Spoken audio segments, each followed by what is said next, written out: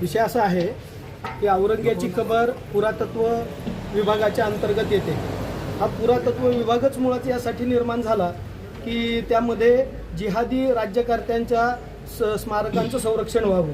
यामध्ये तत्कालीन काँग्रेस राज्यकर्त्यांची काय मानसिकता होती आम्हाला माहीत नाही, पण आत्ता महाराष्ट्रातले सुद्धा जे गड किल्ले आहेत त्या गड किल्ल्यांवर मोठ्या प्रमाणामध्ये मजारी उभा राहत आहेत, कबरी उभा राहत आहेत आणि तिथे मोठ्या प्रमाणामध्ये काही ठिकाणी मशिदींमध्ये नमाजसुद्धा पडले जात आहेत। तर हे जर सगळं पुरातत्व खात्याच्या अंतर्गत सगळं आहे तर औरंग्याच्या कबरीचे तिथे एक नाही आणि शिवछत्रपतींच्या गड किल्ल्यांचे तिथे एक नाही, हे सगळं भयंकर आहे।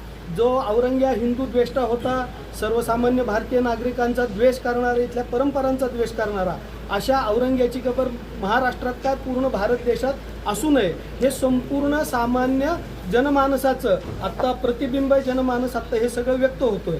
हे सगळं व्यक्त होण्यासाठी आज आम्ही माननीय जिल्हाधिकारी साहेबांना या ठिकाणी निवेदन दिलंय की प्रशासनाने, वर्तमान राज्य सरकारने औरंग्याच्या कबरीवर बुलडोजर घालून ती कबर, त्याचा एक सुद्धा मातीचा कण सुद्धा त्या ठिकाणी ठेवण्यात येऊ नये, ही मागणी सर्वसामान्य हिंदू समाजाने, बजरंग दलाने, विश्व हिंदू परिषदेने या ठिकाणी केली।